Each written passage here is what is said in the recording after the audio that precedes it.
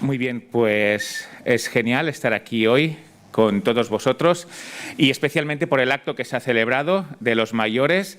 Nos reunimos aquí cada viernes de 10 a 12. Invito a cualquiera que quiera asistir a estas reuniones. Son muy bonitas, de verdad, son entrañables, nos conocemos, hablamos, explicamos lo que nos preocupa, oramos los unos por los otros y de verdad sirven para mucho y yo estoy muy agradecido a todos los mayores que asisten y a los que no pueden asistir también, porque son reuniones especiales donde nos conocemos, donde hay una intimidad que es la que Dios nos llama a vivir. Así que es realmente de bendición. Vamos a pasar ahora a lo que es la meditación del texto de hoy, que ya ha introducido Rubén. Y os pregunto, no sé si conocéis una serie, no diré el título para que los menores no quieran mirarla, no es que tenga cosas raras, es que tiene cositas de sangre porque es policíaca y entonces tampoco quiero estimular a nadie a mirarla, pero a mí me gustaba mucho y es una serie en que los buenos, que como siempre son el FBI, hacen perfiles criminales sobre las personas que tienen que cazar, sobre el malo. Y hacen este perfil para que la policía y ellos, cuando tengan delante al malo, al criminal, puedan distinguirlo y puedan arrestarlo. Ellos hacen estos perfiles precisamente para ello, para distinguir de entre toda la población al que es malo del que es bueno. Y aunque el FBI se jacta de haber descubierto esta técnica de perfiles criminales, lo cierto es que Judas, en el texto que vamos a ver, se les adelantó unos 2000 años. Y lo que vamos a ver hoy es justamente esto. Es el perfil que Judas nos hace de ciertas personas, que en el caso de la serie son criminales, en el caso de Judas son falsos maestros, podríamos llamar, o apóstatas, para que cuando los tengamos delante, los sepamos identificar. Judas no nos va a hablar, mira, concretamente dicen esto, esto y lo otro, nos da alguna pincelada, pero este no es el objetivo de Judas, sino que nos lanza un perfil, y hoy veremos 3 características de este perfil, para que los identifiquemos cuando los tenemos delante. Vamos a empezar en el versículo 3, no hace falta que diga el capítulo, porque solo hay uno, pero en Judas, en el versículo 3, aquí nos dice el texto, dice: amados, por la gran solicitud que tenía de escribiros acerca de nuestra común salvación, me ha sido necesario escribiros exhortándoos que contendáis ardientemente por la fe que ha sido una vez dada a los santos.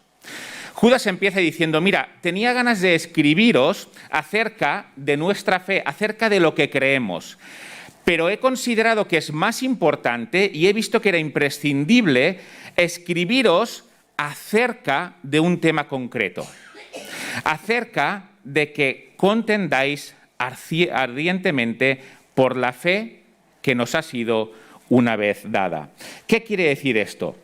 En primer lugar, dice que nos exhorta, y que nos exhorta quiere decir que nos pide de una forma fervosa, que nos pide con ganas. Mirad, esto no es una petición cualquiera. Os pido de verdad que lo tengáis en cuenta y que lo llevéis a cabo lo siguiente. Y lo siguiente es que contendáis ardientemente por la fe. Es decir, que peleéis, que estéis dispuestos a luchar, que estéis dispuestos a combatir. ¿Y por qué es por lo que tienen que combatir? Aquí Judas nos dice por la fe, pero en este sentido no nos está hablando de la fe individual que cada uno de nosotros puede tener, sino que de lo que nos está hablando es del contenido de esa fe, es decir, del Evangelio, de las enseñanzas de Jesús y los apóstoles en la Biblia. Y dice, mira, estas enseñanzas de Jesús y los apóstoles han sido dadas una sola vez. Una sola vez. Las dieron Jesús y los apóstoles. Y no hay nadie que pueda añadir nada a ello. Cualquier cosa que venga después, cualquier persona que quiera añadir algo a esto que se ha dado una sola vez, tened cuidado. Y pelead para que esto no os afecte. Es importante este hecho de que el Evangelio ha sido dado una sola vez. Porque también, como ha dicho Rubén, que conocían las personas que llevan mucho tiempo en la fe y que fundaron esta iglesia, hay muchas intenciones de añadir cosas al Evangelio, pero sobre todo de quitarle cosas al Evangelio. Y Judas dice, mira, el Evangelio ha sido dado una sola vez. Sabemos que por Jesús y los apóstoles, por ese es por el que hay que pelear. No por otros evangelios que puedan tener añadiduras a lo que ya se ha dicho. Entonces, Judas aquí les está diciendo, mira, os pido que con ganas luchéis por el evangelio, pero mirad, no por cualquier cosa que llamen evangelio, sino por ese evangelio que dieron Jesús y los apóstoles, solo por ese. Por ese evangelio es por el que tenéis que pelear. Así que hemos visto el para qué. Veamos ahora por qué tienen que pelear por este evangelio. Versículo 4. Porque algunos hombres han entrado encubiertamente, los que desde antes habían sido destinados para esta condenación, hombres impíos que convierten en libertinaje la gracia de nuestro Dios y niegan a Dios, el único soberano, y a nuestro Señor Jesucristo.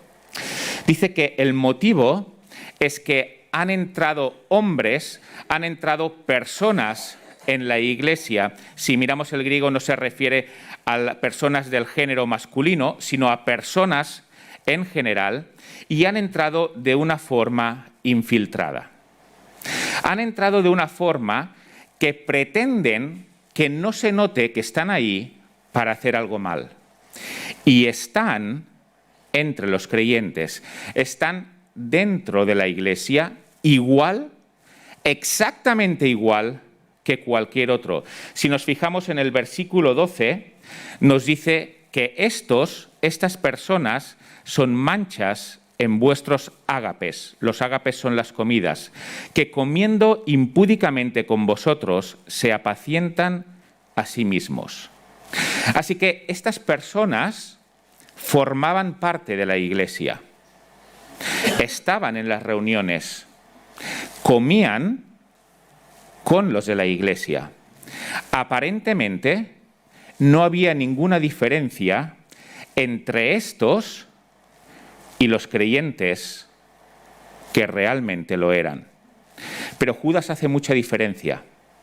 A unos les llama amados y a estos les llama falsos y muchas otras cuestiones.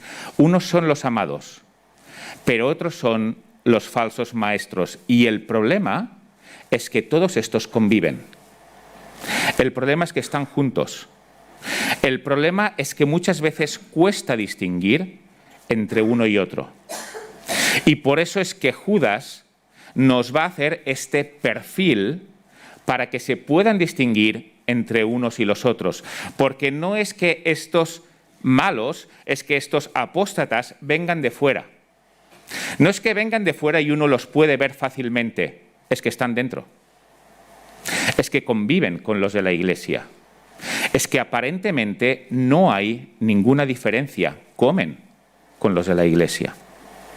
Y entonces Judas dice, tenéis que estar preparados para pelear en este sentido.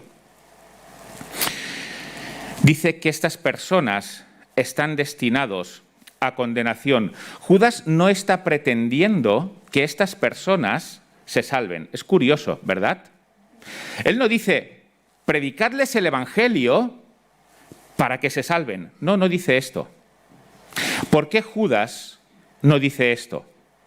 Es porque son personas que ya conocen el evangelio. Por eso están dentro de la iglesia. Son personas que conocen el evangelio y que una vez han conocido el evangelio dicen no, negamos a Jesucristo. Con conocimiento, con premeditación, No son personas que no conocen el Evangelio y por tanto se les tiene que predicar, sino que son personas que lo conocen, lo meditan y voluntariamente han dicho no. Y no solo digo no, sino que además voy a ir en contra de los que lo practican. Así que por este motivo, Judas no dice predicadles, sino que el objetivo de Judas es identificadles y contended con ellos.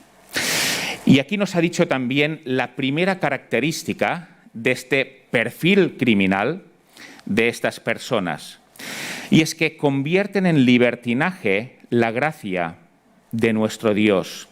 La Nueva Traducción Viviente lo traduce diciendo ellos que la maravillosa gracia de Dios nos permite llevar una vida inmoral. Dios nos ha regalado la salvación, como sabemos. Esto es un regalo que no merecemos. Ni tú ni yo tenemos nada en nosotros que nos haga merecedores de este regalo de Dios. Pero no solo no tenemos nada, sino que no podemos hacer nada para merecerlo. Así que esto es absolutamente un regalo, y un regalo que no nos merecemos. A esto se le llama gracia. Y Dios nos lo da. Y lo que hacen estos hombres, estas personas, es que aprovechan este regalo inmerecido para animar a los creyentes a pecar. Mira, si Dios te ha perdonado y a ti no te ha costado nada, te seguirá perdonando los pecados. Mira, su gracia lo cubre todo. ¿O acaso vas a limitar tú la gracia de Dios? Su gracia se extiende por todas las personas y por todos los pecados. No pasa nada si pecas. No te pases, quizá, porque quieren hacer aceptable el mensaje, pero no pasa nada si pecas. Su gracia lo cubre todo. Puede llegar a sonar bien este mensaje, ¿verdad? Incluso puede llegar a sonar espiritual, porque ensalzan la gracia de Dios. Dios está contento de haberte dado la salvación. ¿Te la va a quitar por pecar? Confía en su gracia. Vive en su gracia. Pueden tener discursos que nos suenen muy bien, pero son discursos contrarios a lo que nos dice la Biblia. Estos dicen, la gracia hace que no tome importancia o tanta importancia el pecado. ¿Y qué es lo que nos dice la Biblia? En Romanos 12, del 1 al 2, nos dice, así que, hermanos, os ruego por las misericordias de Dios que presentéis vuestros cuerpos en sacrificio vivo, santo, agradable a Dios, que es vuestro culto racional. No os conforméis a este siglo, sino transformaos por medio de la renovación de vuestro entendimiento para que comprobéis cuál sea la buena voluntad de Dios, agradable y perfecta. Las misericordias de Dios, la gracia de Dios, nos tiene que llevar a vivir lo que es agradable a Dios, no lo que es agradable a nosotros.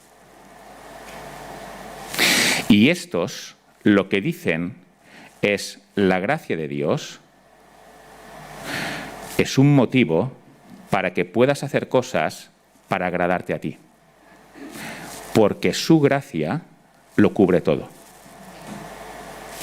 Y Pablo dice, no. La gracia de Dios nos lleva a buscar su voluntad, no la nuestra. Así que, en este sentido, ellos tienen un discurso bonito, aceptable y que puede arrastrar a muchos. Dios quiere tu felicidad. Dios te ama. Dios quiere que tú estés bien. Y para eso derrama sobre nosotros su gracia. ¿Sabes lo que nos dice la Biblia?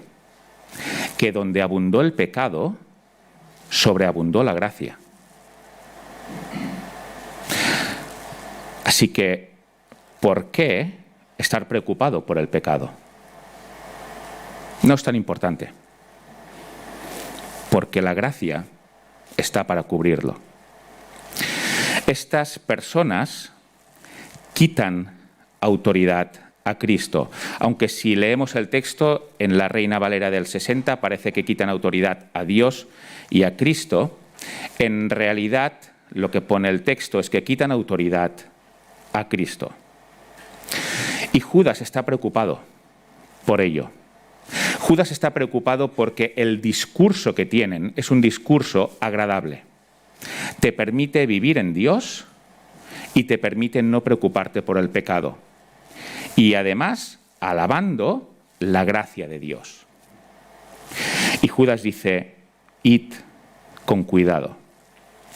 ¿Creéis que corremos este riesgo hoy en día? ¿O esto era exclusivo del primer siglo? Mira, ¿quieres ir a vivir con tu novio, con tu novia? Dios quiere que estés bien. Sigue yendo a la iglesia, no tienes que dejar de ir a la iglesia. No tienes que dejar de alabar a Dios. Pero confía en su gracia. Que su gracia todo lo puede. Mira, miras pornografía. Confía en Él. No te martirices. No hace falta que pienses tanto en ello. Hazlo. Él quiere que estés bien, porque te ama. Y ha derramado sobre ti su gracia. Lo que dijo Jesús, lo dijo para las personas de su tiempo. Él vivió en el primer siglo, pero ¿sabes qué? Ahora estamos en el siglo XXI. Las cosas han cambiado. Y Jesús hoy diría otra cosa. Así que tampoco es tan importante decir y hacer lo que Jesús dijo. Hoy Jesús se adaptaría a nuestra sociedad. Así que hazlo. Que su gracia lo cubre todo. Sutil, ¿verdad? Y Judas está preocupado por esto. Dice, cuidado con este tipo de palabras. Mucho cuidado. Porque estos destruyen a los creyentes y destruyen también a la iglesia. Y ahora Judas pasa a reforzar lo que nos acaba de decir en los versículos del 5 al 7.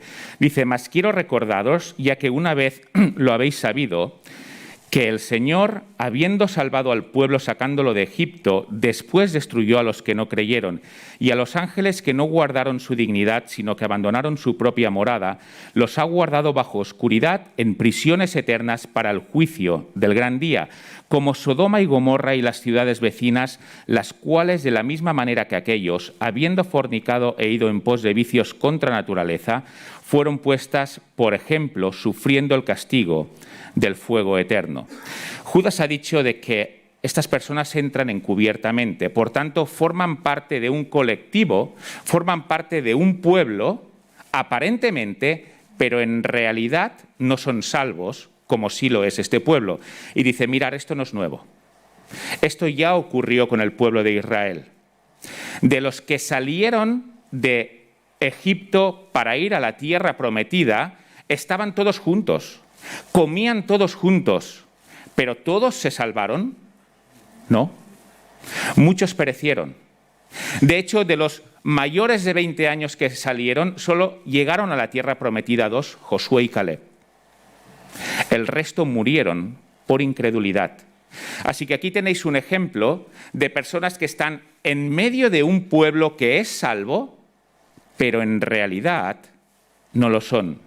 También nos habla de la condenación, porque ha hablado de la condenación de estos hombres y dice, mira, esta condenación es la misma de la que ya se hablaba en Génesis.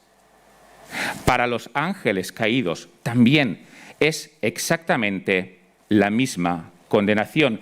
Y también nos ha hablado de inmoralidad sexual al hablar de Sodoma y Gomorra, que es a lo que en muchos sentidos estas personas llaman a hacer a los creyentes. Y dice, mira, esto no es nuevo. Este llamado a vivir en este sentido, aunque ellos seguramente no serían tan descarados, no es nuevo. Esto ya pasó en Sodoma y Gomorra. Así que si Judas ha hablado de personas que están en medio de un pueblo, pero no pertenecen a ese pueblo, dice, eso ya pasó en Egipto, en Israel, en el desierto. Si Judas ha hablado de la condenación, dice, no me lo estoy inventando yo, esto ya estaba en Génesis. Y si Judas está hablando de llevar a las personas a vivir una vida incorrecta, dice, esto no me lo invento yo. En Sodoma y Gomorra, esto ya pasaba. Así que primera característica de este perfil, de estas personas, que la maravillosa gracia de Dios nos permite llevar una vida inmoral, una vida como Dios no quiere. Segunda característica, versículo 8, dice, no obstante, de la misma manera estos soñadores mancillan la carne, rechazan la autoridad y blasfeman de las potestades superiores. El hecho de que mancillan la carne quiere decir que ensucian la carne, que la contaminan, y esto lo podemos poner dentro de la primera característica que hemos visto, que es el hecho de vivir como uno quiere. Vayamos a ver lo que corresponde a esta segunda característica, y es que rechazan la autoridad. Da igual si es la autoridad de la Iglesia como si es la autoridad de Jesucristo, a quien niegan. Y además blasfeman, es decir, se burlan de las autoridades superiores. Y aquí se está refiriendo a los ángeles, a los seres angelicales, a los seres sobrenaturales, y no necesariamente de los buenos, también de los malos. Esto suena extraño, ¿verdad? El hecho de reírse de seres sobrenaturales y de los malos, porque nos pueden parecer buenos. Alguien que se enfrente con Satanás, por ejemplo. Pero Judas dice, no, no es así. Aunque estas personas se burlen de seres sobrenaturales como Satanás, en realidad lo que están demostrando es que no saben lo que hacen, que no tienen ni idea de con quién están luchando. Y esto nos lo dice en el siguiente versículo, versículo 9. Dice, pero cuando el arcángel Miguel contendía con el diablo, disputando con él por el cuerpo de Moisés, no se atrevió a proferir juicio de maldición contra él, sino que dijo, el Señor te reprenda.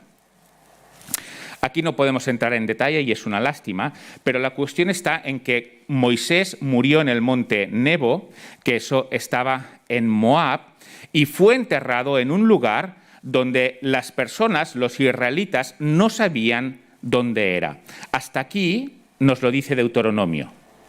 Pero aquí Judas añade algo más, y es que el diablo quiso coger el cuerpo de Moisés, seguramente para que los israelitas supieran dónde estaba y entonces llevarlos a la idolatría con Moisés, porque había sido su líder. Y el arcángel Miguel, el número 1 en cuanto a los ángeles de Dios, dijo, esto no puede ser, pero no se atrevió a blasfemar en contra del diablo. No se atrevió a insultar al diablo, porque él sabe quién es el diablo, sino que dijo, el Señor te reprenda. Eso es lo que hace alguien que tiene conocimiento de quién es el diablo y de quiénes son los malos. Y Judas dice, estos no tienen este conocimiento. Estos se atreven a blasfemar en contra de las autoridades celestiales, aunque sean malas, precisamente porque no saben lo que hacen. Versículo 10. Pero estos blasfeman de cuantas cosas no conocen y en las que por naturaleza conocen se corrompen como animales irracionales. ¡Ay de ellos! Porque han seguido el camino de Caín y se lanzaron por el lucro en el error de Balaam y perecieron en la contradicción de Coré. Solo un ignorante se atrevería a enfrentarse al diablo. Pero ellos lo son. Y se atreven a enfrentarse a él. Y nos dice el texto que sigue en el ejemplo de Caín, alguien que se rebeló en contra de la voluntad de Dios, el ejemplo de Balaam, alguien que por una recompensa económica hizo un plan para llevar al pueblo de Israel a la idolatría, y también en Coré. Coré fue alguien que se levantó con 250 personas más en contra de la autoridad de Moisés. Quería él mandar sobre el pueblo de Israel en lugar de Moisés. Así que estas personas, como segunda característica de su perfil criminal, en este sentido, rechazan la autoridad, ya sea la autoridad que esté en la Iglesia, como las autoridades superiores. Coré rechazó la autoridad que Dios había puesto a Moisés. Caín rechazó la autoridad de Dios. Y además de ello, muestran su falta de conocimiento hablando e insultando a los seres superiores, aunque sean malos, pero insultándoles también. Así que recordemos, primera característica, utilizan la gracia para que vivamos como nos apetece. Segunda característica, van en contra de la autoridad y además, incluso esto, con las autoridades superiores. Tercera y última característica, versículo 12 al 16.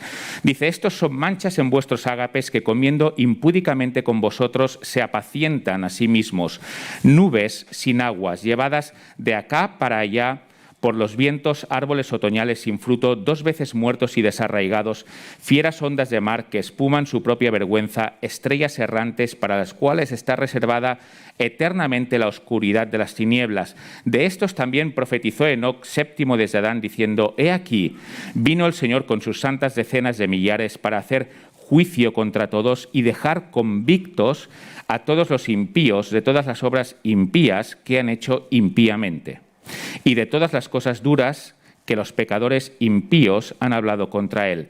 Estos son murmuradores, querellosos, que andan según sus propios deseos, cuya boca habla cosas infladas, adulando a las personas para sacar provecho. Tercera característica de este perfil criminal. Lo único que les importa son ellos mismos.